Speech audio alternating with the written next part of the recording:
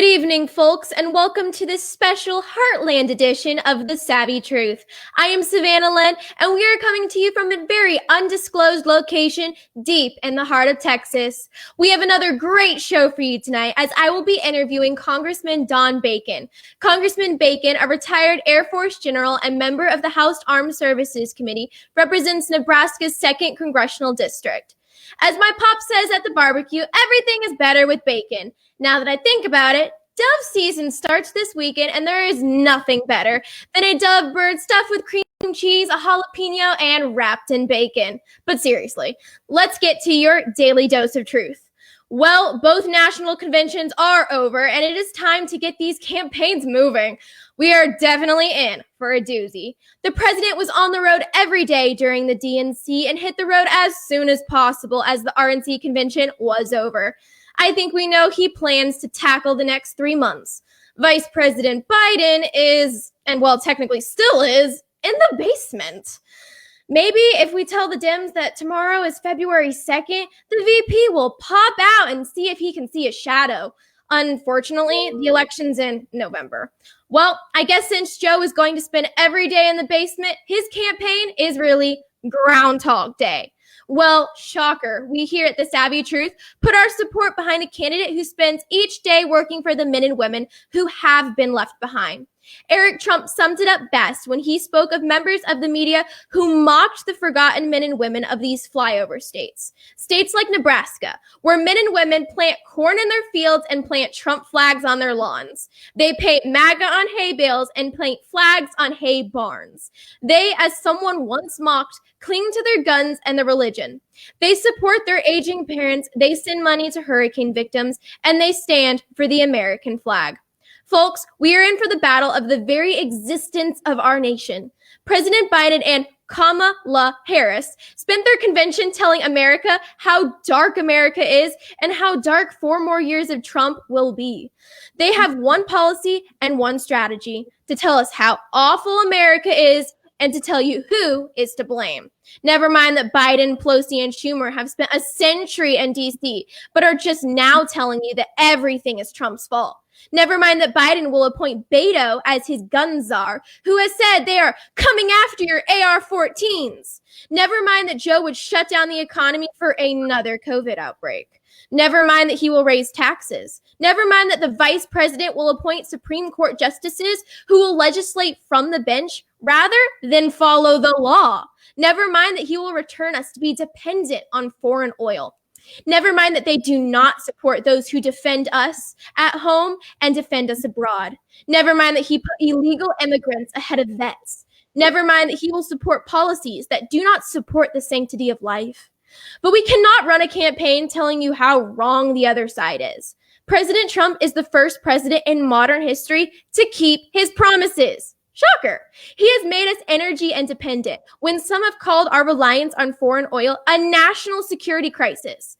President Trump's support of the Second Amendment is unmatched. While he is willing to have a very serious conversation about guns, mental health, and school shootings, his commitment about my ability to defend myself is unmatched. President Trump has made rebuilding our military his top priority. Remember when the media said that he would destroy our alliances and get us in another war? Well, NATO is paying more for their own defense, and he just negotiated the first Middle Eastern peace deal in decades. And most important of all, he supports our boys in blue and the unborn. It's completely unmatched in the history of the Oval Office. We are, as Reagan said, referring to the Sermon on the Mount, that shining city on a hill. America is the last bastion and beacon of hope and freedom throughout the entire world. Look, America's not perfect, but for the great things done and great things still to be done, we must celebrate American exceptionalism. And for America to be exceptional, we must be led by someone who believes that America first must be America's first responsibility. President Trump believes a rising tide raises all boats. Whether your boat floats left or right, black or white, young or old, straight or LGBTQ, or if you celebrate Christmas or Festivus. All of our boats rise equally under a Trump administration. You can vote for the party that defunds and divides us, or the man who unites us. As Lincoln said, With firmness in the right, as God gives us to see the right, let us strive on to finish the work that we are in. You can vote for the party of Harvard and Hollywood, who would simply fly over your state like Nebraska and not give you a second thought. Or you can vote for the man who knows that the people of the American heartland are the heart and soul of this great land, the land that we call the United States of America. And to quote a great Nebraskan coach, Tom Osborne, my hardest job is to convince the people of Nebraska that a record of 10-1 is not a losing season. That sort of sounds like President Trump. And that on this Tuesday is the savvy truth. Congressman Bacon, it is great to see you again. I won't tell our guests how we know each other for security reasons, but I'm so happy to have a friend on the show. Thank you, Savannah. I appreciate you having me on. Before we get into the tough questions, as a Cornhusker fan, what is your opinion on how the NCAA and the Big Ten is handling the decision to not have a college football season this year? And how do you think the season would have fared? Nebraskans want to play. I frankly think most of the Big Ten teams and fans want the Big Ten to continue playing. And we could do it in a way that promotes safety within the stadiums. So, yeah, we want to play. And Nebraska was all in for starting that season. And I believe if we would have had a really good season. We had a good recruiting year. I think it's we've had multiple years now under Coach Frost. So we were looking to head to the get in the playoffs, the BCS bowl games this year, and hopefully the Big Ten will reevaluate and come away to salvage part of the season. Wow, perfect. So, Congressman Bacon, let me first thank you for your service. Many of my guests are huge supporters of the military, and I know that we cannot talk a lot about the platform that you flew, but can you tell us a little bit more about your journey and your time at the Air Force and in Omaha? Well, I was a farm boy from Illinois, and I went to the University of Northern Illinois. I joined up in the military at 21 years old, so I did the 90-day officer training course.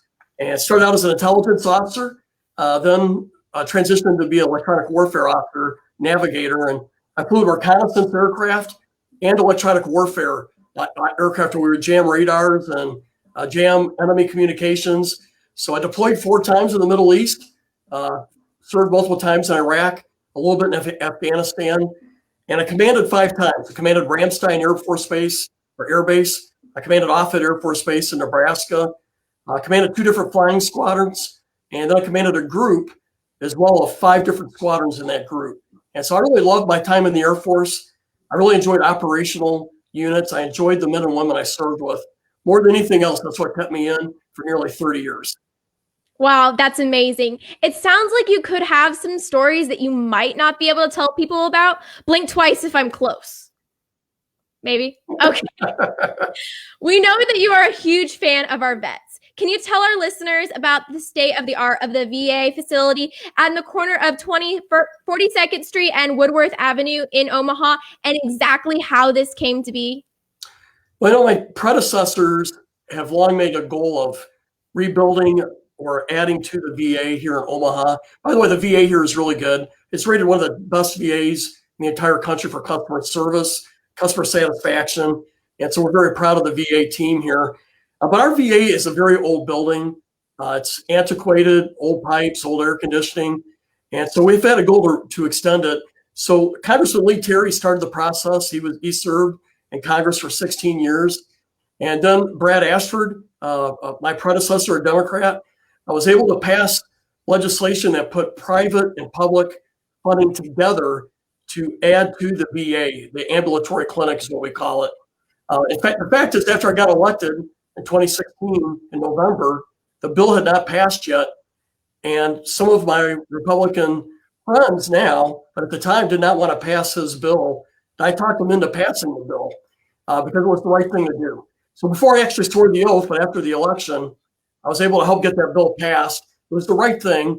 And my predecessor, Brad Ashford, who's now a friend of mine, he was my opponent before that. But that was what he worked on for 2 years. And so proud for him and for Omaha to get that passed. My job was to then negotiate with the VA and the private investors to get compromises on a contract.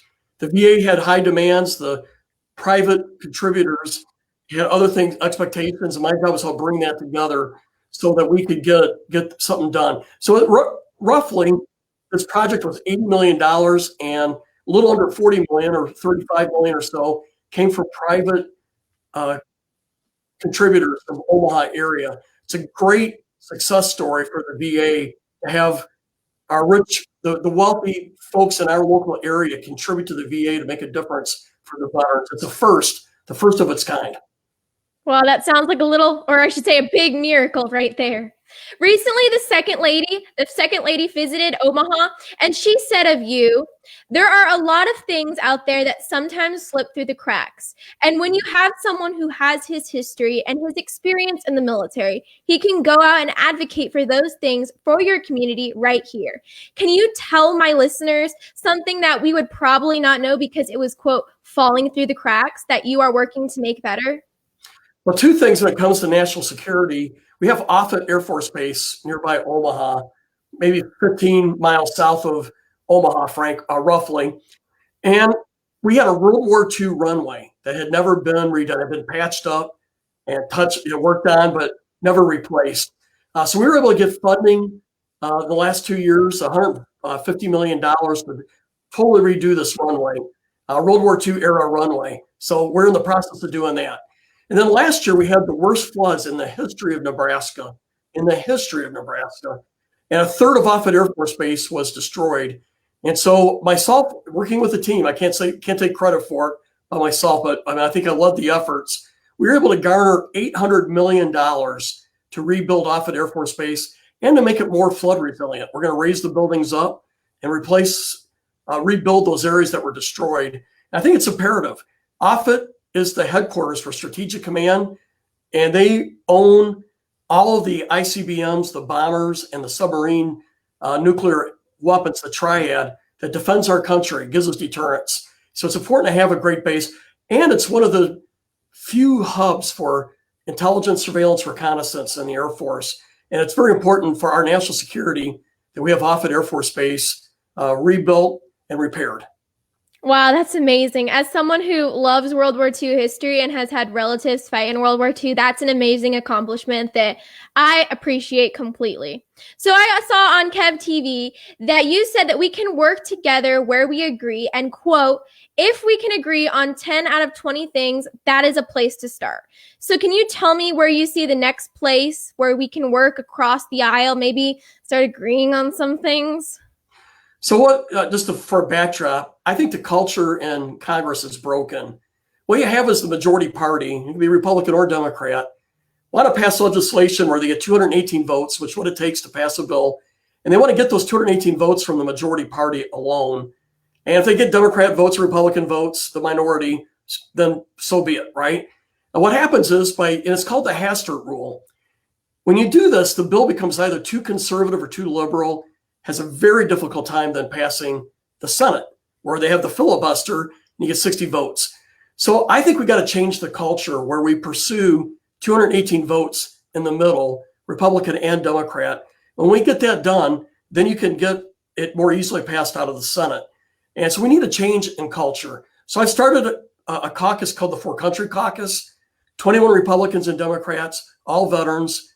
It's 11 Democrats, 10 Republicans, where we want to work together and find areas of consensus. So to your question, Savannah, I think for this fifth round of COVID, Nancy Pelosi wants $2 trillion now, $1 trillion of that to go to New York City and Los Angeles and places that were having economic problems before COVID. And the Leader McConnell wants $1 trillion, but focused on schools and things like that. We all agree that we want some money to go to our schools. So why don't we pass that, right? There's areas that we agree on, we should pass it. But because we disagree on money going to New York City and LA, Nancy Pelosi says she doesn't want none of the bill to get passed. I think that's where it's broken. There are some things that we agree on. We should move forward and pass that. And helping our public schools open safely is agreed on by both Republicans and Democrats. Here's another area, immigration. There's 10 things I would like to do with immigration. My Democratic colleagues, They have maybe 10 other things, but there is probably 4 or 5 things we actually agree on. Why don't we pass on those things that we agree and make improvement where we agree? And then we can come back next year or tomorrow, whenever we pass the bill, and start working on those areas where we had disagreement, and maybe we can chip away at this. But today we're doing all or nothing. And because we disagree, it's nothing. And it's hurting our country. So we got to start working with a different culture, finding areas that we agree, moving forward maybe 50%, and then coming back and trying to get the rest later. I completely agree. And I think that that's what we've lost in our country. We're no longer the Democrats are no longer the party of JFK, and on things that I think would be so obvious that we should all agree on, like abortion is murder. Murder should be punished. It doesn't matter your skin color. Illegals don't get the right to vote in our country. They don't get the same rights as citizens. Those were always simple things that I always thought Democrats and Republicans could all agree on. But today, all I see is arguing. And while I want to agree with people and I want to compromise, at the same time, there are just some things that are going on in our world and our country and our state that I am not willing to compromise on. Murder is murder. And I think people should be punished for that. And I don't think that we should be compromising on small things, but I really wish that we could start compromising on the little things. Like, let's get our kids back in school. Mm-hmm. I totally agree. When I say find areas of consensus, that does not mean compromise your values. And I'm with you. I'm pro-life. I believe God's created us in his image. I believe when David said, he was fearfully and wonderfully made, in Jeremiah's verses talks about how God had a plan for him before he was born. I believe he has that plan for all of us. So I'm totally with you on being pro-life, and also rule of law for immigration. So I'm talking about finding areas of consensus that we actually agree on. And so I'll just, like, for example, with immigration, there is a sense that we need more infrastructure at the border for judges so we can do our immigration courts quicker, and where we can hold people more safely and families together and not separate them. So we can find some areas where we agree on and move forward. But I'm totally with you. We should not compromise our values. That's not the compromise I'm talking about. It's finding areas that we agree on and moving forward on those alone, and then we can come back, deal with the rest later.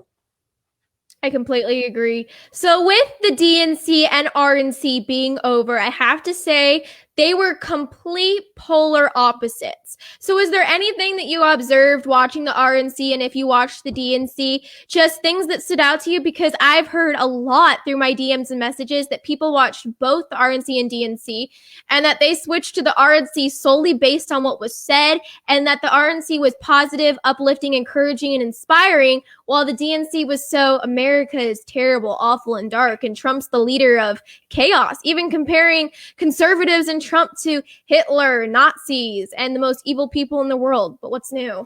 Largely on the Democrat side, their whole issue is hate for the president. And it's and I'm not going to make it political beyond. I won't talk about our race, but the focus there is total disdain for the president. We saw that in the impeachment, and we've seen it with this fake collusion story that Donald Trump illegally colluded with Russia. And that was premised on the dossier that was paid for by Hillary Clinton, and it led to illegal wiretaps. I mean, the whole thing has been a terrible nightmare, and it's been driven by hate, largely from the other side. And I think, too, to get to some of your comments there, too, Savannah, that, the Democrats have been calling Republicans racist since at least Ronald Reagan. He was the first president I voted for. He was called racist. George Bush 41 was called racist. George Bush 43 was called racist. John McCain was, Romney was, and now this current president, I have been called that almost every day. And I think the American people, I sure think that the far majority are tired of using racism for politics. There is racism, and we should clearly condemn it when we see it and when it's clear. But to use it just to paint people for political reasons is wrong, and I think it divides our country unnecessarily. And American voters, I hope, demand better on that. Now, I was very inspired by the speeches at the RNC. I love Tim Scott. Tim Scott is, I think, the future of our party. I love Nikki Haley. I think she's another future of the Republican Party. We have so many great leaders that I think, they're diverse, shows our pluralistic society. But what really, we share the same values of freedom, the values of free markets and defending private property, believe in equality under the law and opportunity for everyone. If you work hard and have character, that you can climb the ladder and achieve your dreams. That's what conservative and Republican view is all about. And really, Nikki Haley and Tim Scott, I thought, clobbered it. I thought we provided a great vision for the future. And frankly, when I looked at the Democratic side, I thought the vice president spoke in only platitudes. I thought it was a foot long and a millimeter deep when it comes to substance, frankly. And it looked like a bunch of platitudes that were glued together. And at least I think most people will see through it. I sure hope so. And I really hope that the silent majority is no longer going to be silent anymore, because I'm officially pissed off at being called racist and homophobic and fascist and every other curse word under the book, simply because I support our president. I support the one true God. I support the law of the land. And guess what? I'm sorry. I support our military and police. And watching the RNC convention, I totally saw a new generation of conservatives rising up to the bat, rising up to the plate, and standing up for what they believe in, which I really is thinking is going to help Donald Trump this November, because there are so many people who have been in politics and have been around for generations, and they used to be Democrats, they used to be moderates, and now the parties are really starting to show their colors. And so they're starting to rethink themselves. They're starting to actually look for the facts, actually dig a little deeper and find substance in a politician instead of just their empty, vague promises, which promises are great, but actions speak louder than words. And that's what Donald Trump is all about. I think when it comes to, for one example, racial inequality, the Democrats have been making promises for 60 years and have not delivered. Frankly, it's actually made, I believe it's many data points, it's made it worse. And I think our message is, it's an actual roadmap that will close the inequality gap. We do live in the richest, wealthiest country in the world. We can't ignore there's inequality, but we have a plan. We want increased technical training and more trades out there that pay a high wage, that have health insurance. We have supported the First Step Act, which is prison reform. The president made that happen. We've passed a juvenile justice reform. I think that's a success. I support Pell Grants for our incarcerated folks so that they can get a skill and be successful when they re-enter society. I've been an advocate for mixed income housing here in Omaha. We brought in opportunity zones where we bring in new investments and jobs in the areas that are disadvantaged. The Republicans have delivered on community health centers, which really help provide health care to the disadvantaged in all of our cities. And they surely do here in Omaha. And we have delivered there. And I could go on, where we have taken, I think, practical steps that will help close the inequality gap. We don't ignore it. But in the end, we want to be the land of opportunity for everyone. And we want it to be where hard work and character can deliver anybody out of poverty, and they can achieve their dreams. And it starts with believing in economic freedom, and where people can take risks, keep their own money that they've earned, and invest it the way they want it. That is what's delivered the wealthiest country in the world and delivered more people out of poverty than any other system. And that's what we have to embrace. But we have to tell people about it because they're not learning it in our schools. Wow, it's all about character, not color. And that's all from capitalism. And it's terrifying that kids my age are pushing for socialism and crazy ideas in America that we know will not work. America was a radical idea. The founding fathers were probably some of the craziest people of their time, that they wanted to start a nation, a constitutional republic, not a democracy, that where liberty, justice, and freedom for all is really for everybody, where everyone can create their own futures and you don't have this set in stone narrative that you have to follow. And that's what I think the conservatives are really good about pushing forward, is that the color of your skin should not determine who you vote for. The color of your skin, where you grew up, who your parents are, should not determine your success, what schools you went to, who you're friends with. It's all about you. And that's what my parents always taught me, is that I decide how my future is going to be. It's up to me to make myself successful. I shouldn't expect anyone to hand me anything. And that's what America is all about. Hard work, which is what I love about this country. So I want to address the unrest going on. Georgia Representative Vernon Jones was a recent guest on The Savvy Truth, and he was nearly assaulted leaving the White House this past Thursday evening. Can you tell me what exactly is happening when these protests for marching for radical equality nearly assault an African American representative and his wife, who is a Democrat, as well as a U.S. Senator who has worked tirelessly for the African American community and trying to help people, and they repaid him by nearly killing him and his wife? He was assaulted. We saw Rand Paul and his wife that had to have police protection. They would have been gravely injured or maybe even killed without two policemen there intervening. My great friend, Brian Mast from Florida, who lost both legs in combat in Afghanistan. He's very much disabled, but he's able to walk on his own through his strength and all the rehabilitation that he did. But he was also accosted on the streets, and it's happening all the time. And, I believe that we have to acknowledge there's racial inequality. The Republicans have a plan. But frankly, a lot of the folks you see out there aren't the African Americans or minorities. And these are many of our white anarchists who believe in a very radical message of surely not. I don't see them as strictly voicing for inequality. They're out there to really disturb or to upset our society and the very premises that our society is based on. And again, the Antifa movement are really they're anarchists, and that's what's going on out there. And I think our citizens are saying enough is enough. You see people just walking down the street being accosted. You see policemen getting hit with hubcaps and knocked out.